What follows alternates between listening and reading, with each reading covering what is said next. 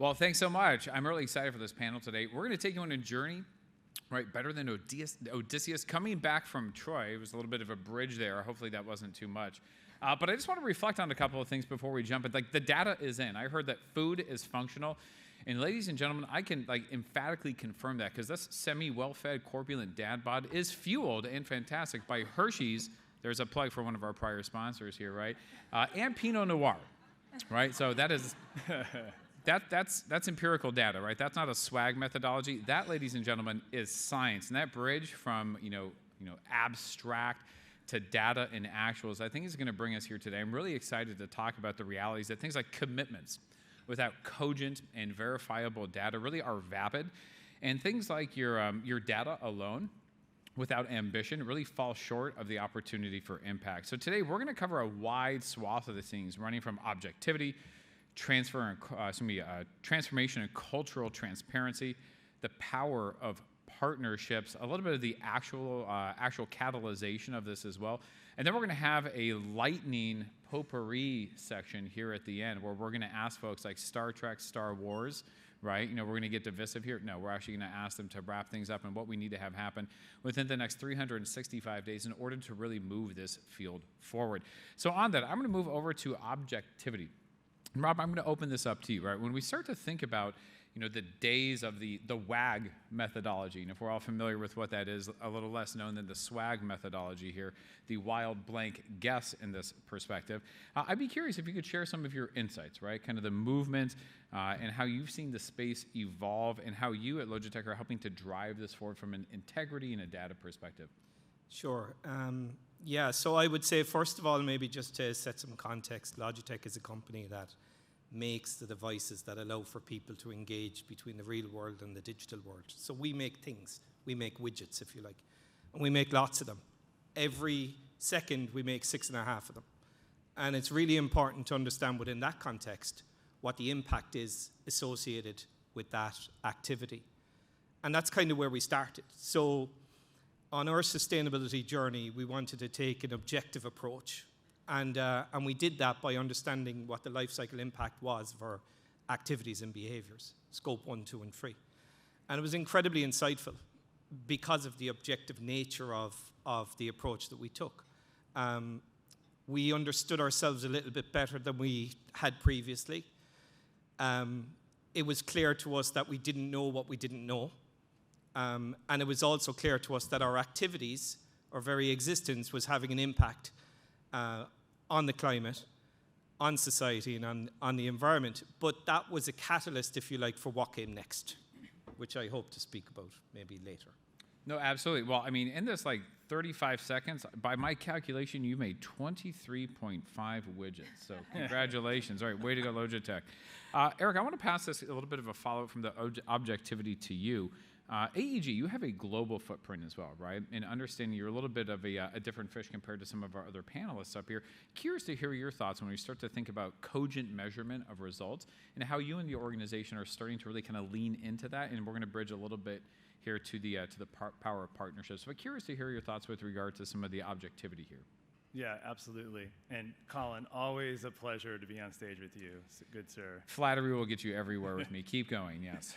Tell me more. Yeah, so, absolutely. Yeah, so at AEG, we've been, really, sort of set against a strategy involving sustainability and our impacts for about 15 years. And in terms of measurement, we've really started that measurement around our scope 1 and 2, right? So the impacts of our events, our festivals, our sporting teams, the sort of profile of sports and music and live events that encompasses our business. But in terms of where we're going and really getting clear on data measurement, the understanding of Scope 3, right? And I know Colin will talk a bit about Scope 3 and how we lean into partnerships and lean into our supply chains around that. But I think, what's evident to us in this industry is when you're putting on live events, when you're in sports and music, the majority of that footprint comes from our Scope 3, and particularly comes from our supply chain and from our fan travel. So the nuances, and I think what would come in and seen as challenges, the need to engage our stakeholders and our partners to get to that fan travel piece. And I know we can talk a bit about sort of what we're doing in that space and what are others doing, but I think it starts with for us, it starts with understanding the footprint that we have of our business, of our events, of our venues. But wow, as you start to imagine the footprint outside of just what's happening inside of our arenas or at our festivals and events, the data capture part around that Scope 3 piece is, I think, where we're looking at, as a challenge and a focus for us right now. Well, I appreciate it. Deb, maybe I'd like to bridge to you here talking about things like transformation and culture. I mean, you're a global software enterprise. I don't think anyone has not heard of SAP, right? So I'm curious to invite your thoughts here. We're not quite in the Bronze Age of some of this, right? We're moving past that, but curious to hear your thoughts as a software entity, perhaps not only your own kind of Scope 3 journey and transition, but how you're leaning into that really from a customer, a software, and a vendor perspective as well. I'd love to hear your thoughts. Okay, terrific. Thank you so much, and it's great to be here on stage with my colleagues. And as far as it relates to Scope 3, I keep thinking of widgets and how many of our customers manufacture and put widgets in their products, and they don't understand the carbon footprint of their product because they don't understand the impact of the widget. And this is what's so interesting, and this is what we see happening with many of our customers. They don't have a firm grasp on Scope 3, which are the emissions impact outside of your four walls. And so with that, you need certain things to happen, including embedding ESG into your business processes, like your supply chain, procurement, and finance. All of those different processes and lines of business need visibility and transparency into what they're doing in order to better understand their carbon footprint and also align with their corporate strategy. For us at SAP, we have an enabler exemplar strategy. One is focused on being our own exemplar of sustainability. So for example, we've been on the Dow Jones Sustainability Index in the software category #1 for over 15 years. So this is one part of it, but we also need to embed sustainability into the daily decision making of our people. So for example, with procurement, it's really important to be able to understand what the product carbon footprint is of something you're going to procure. And that way you can better understand if the decisions that you're making in real time align with your business values and strategy. So SAP is not only an exemplar of sustainability in the way we operate, but also an enabler. And here are software solutions like product footprint management, for example, help companies understand beyond their four walls what the footprint is of a given product that they sell, be it widgets or a product that it has widgets embedded. So at the end of the day, it's all about people. And that's what's the same with the Bronze Age. Back then and today, it's all about people. Why are we doing this? And so with that, we also require a strong cultural change within an organization. And we know that that is the underpinnings of transformation. Similar to digital transformation, sustainability has a lot of parallels. So being an enabler, an exemplar, and underpinning that with a culture of change and DNA of sustainability will make a huge impact and help an organization not only understand their Scope 3 emissions, but also their Scope 1 and Scope 2 emissions as well. And thank you for that. Glad to know some things are the same, but some things like typhoid and plague, we no longer like the like the Bronze Age. Robert, let me pass it back to you. So I want to talk about where Deb said this, catalyzation, this data, this understanding beyond the four walls. I'd like to invite you here because I understand that for years, right? The organization has been taking a stance with regard to supply chain management and its upstream vendors. Could you walk us through that with kind of the rationale, maybe the thesis and the journey, and how you see that as part of the impact? Yeah, so the first thing I'd say, and this is a little bit controversial for, I guess, those in the audience who haven't gone through figuring out Scope 1 and 2, but Scope 1 and 2 is actually the easy bit. Scope 3 is, when you tackle Scope 3, you realize just how easy Scope 1 and 2 is. But Scope 3 is where the devil is. The devil is in the details, right? Scope 3 is where the impact is occurring. Preach it. So apologies if I'm preaching. But the reality is when you get a handle on the actual impact that's occurring throughout your value chain, you can do some phenomenal things. And one of the things that we're beginning to do is we're beginning to activate the consumer.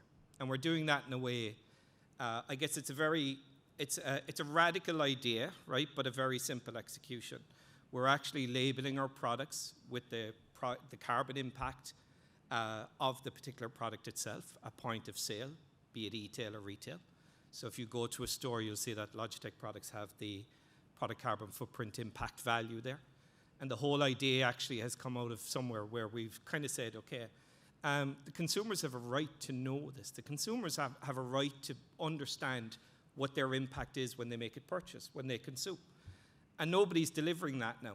I mean, the food industry is really good at it, right? So when it comes to calories, to continue the food theme, calories are an incredibly transparent way to communicate to the consumer what the impact of their purchase is.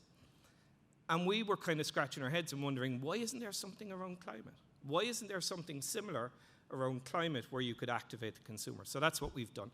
But we've only been able to do that through data integrity. We've only been able to do that by understanding what our scope 1, 2, and 3 are.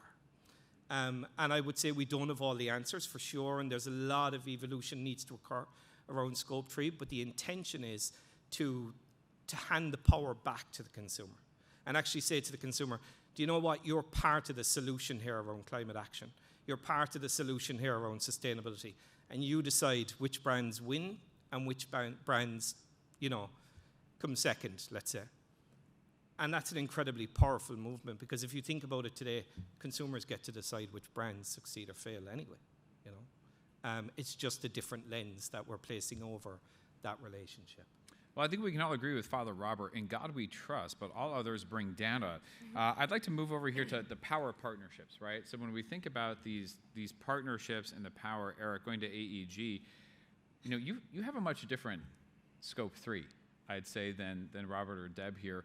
And not to be dismissive by any means, say maybe of its impact, but I think I'd like to hear your thoughts on the impact, but also this very unique opportunity, I think, for inspiration that we've talked about before. So welcome to invite you here with, what is your scope 3 journey? Where is it headed, so to speak? Yeah. Well, as I mentioned prior, we've been measuring and addressing our scope 1 and 2 emissions for going on 10, 12 years now in our program that's existed for the last 15 years.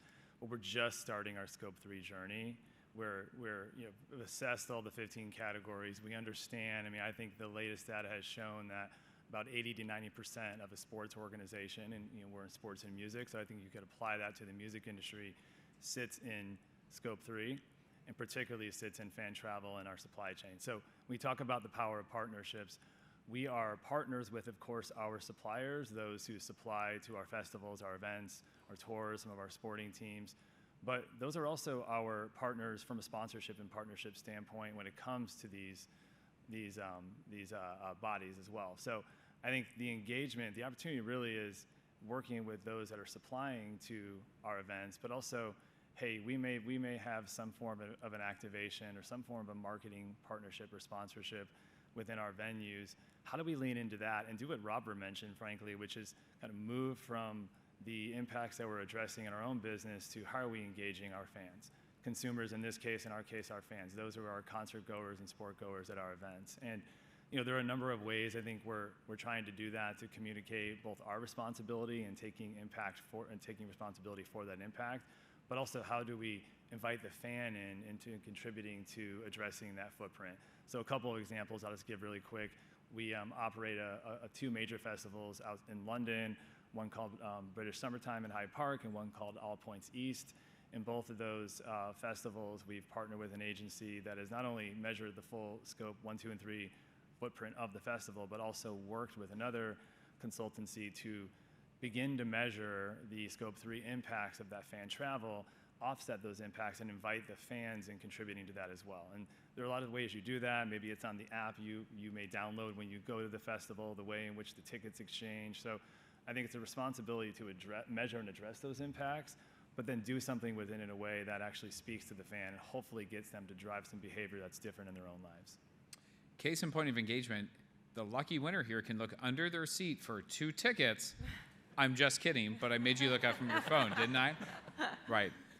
See, right, Elton John, Carrie Underwood are also with the AEG, so hey, next time we're going to expect you get tickets, you get tickets, you get tickets, all right?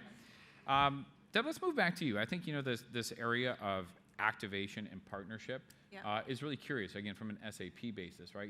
It's how are you empowering your customers. Could you maybe speak to that a little bit in terms of that journey and how you're working hand in glove with these folks? Absolutely. So many of our customers are going through a transformation, a digital transformation, in order to transform their business model for the new economy, for addressing sustainability needs, the new consumer, and so on. So we offer software and solutions that help customers on that journey. But more importantly, we partner with our customers to position a joint value proposition to their customers. So we work with our customers and their customers in order to amplify the benefit of working with SAP in partnership. So we don't see ourselves as a vendor, we see ourselves as a partner with our customers. And many of our customers want to have joint ambitions. So we work together and put KPIs in place that allow us to jointly showcase our ambitions as it relates to ESG. And particularly, many of our customers are focused on supply chain and driving supply chain transparency and also carbon emissions. But one really great example of how we work with our customers as partners is a collaboration with Unilever. And there are many products that our customers sell. We were talking about widgets earlier where they're embedded, and other products like palm oil, for example. And companies now want to show that their supply chain is compliant, and they want to show that it's benefiting the communities in which they are operating. And with Unilever, we created a solution and came up with several use cases that not only they could use, but our customers could use also to disentangle the raw materials within a supply chain to really understand that 10% of your product might be coming from a harmful source, whereas 90% isn't. It allows for this further transparency and clarity around how your business runs, and allows you to showcase that with confidence and audit and assurance capabilities as well. So, wonderful, thank you, Deb. Eric, I'm going to pass the ball back to you, and then we're going to bridge here a little bit towards the tail end of this. Eric, you and I have spoken under separate cover, understanding data and storytelling, and where AEG has an opportunity to engage fans, maybe not just say at the proverbial festival, but before that, like ticket purchasing, partnerships, like when we start to think about Scope 3 and presenting that information in a way that is salient or maybe compelling to folks. Do you have any thoughts on that in terms of how you're actually engaging those fans to give a damn about Scope 3 and part of their either sport or entertainment perspective? Yeah, I mean, I think, so we talk about leaning into the levers, right? And we all have different stakeholders and different levers of influence. And I think when you work in sports and music, our biggest and most influential levers are our artists and athletes. So I think one way, we talked a little bit about how we might do it at a festival or do it in the purchasing ticket flow of the ticketing company that is part of our portfolio. But honestly, the best way we can get to communicating to fans and ultimately driving behavior change outside of just attending one of our events is leaning into our artists and athletes. And that's, frankly, it's actually leaning both ways. We also own a couple major sports arenas, and those major sports arenas receive a lot of tours that come through that aren't just the tours that we take on tour. And so those artists are also increasing their demands of us in terms of what they want to have associated around sustainability with performing at our venue. And so those artist riders meeting our expectations are great conversations, right? Those are great conversations to say, hey, you're committed to XYZ, we're committed to maybe XYZ, A, B, and C. How do we match those up, and how can we do something together?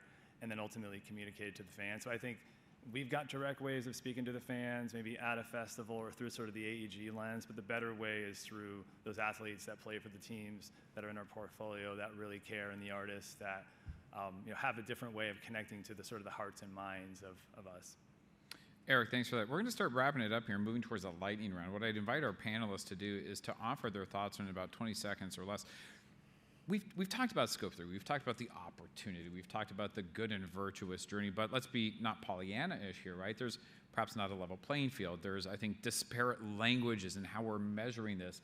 Data sources. What are we considering appropriate and cogent data or not? Maybe policy empowerment, maybe some disabling elements towards policy. And I'd be curious to hear your thoughts. Do you have kind of a key takeaway for this audience? If you had your druthers, if what could change in the next year in order to help drive the cogency and reporting of Scope 3, what would it be? And Deb, I'd invite you, and we'll go down the row. So what we're seeing is the need to move from averages to actuals to action.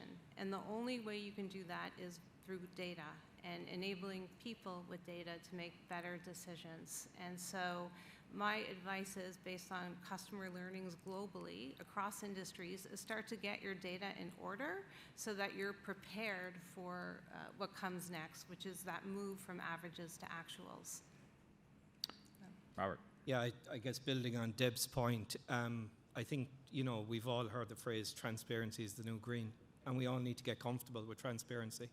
We understand that as a brand you exist, and your existence creates an impact, and we all kind of have a handle on what that positive impact is, but we kind of don't on the negative impact. And we have a responsibility because we own that impact. So if we break it, we own it. And I guess it's, to Deb's point again, partnerships are key.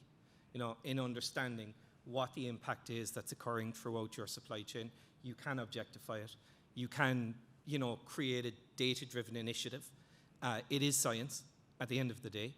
And one needs to just leverage that to make a difference around their existence. Eric, let's leave it with you. Yeah, I think I'll leave it on this. Collaboration over competition, sort of we hear that a lot, but real meaningful collaboration is something I think in the next year we can see within our industry. We're in a competitive industry, as we all are, by virtue of what's happening on the playing field and maybe the way in which we're sort of competing for artists.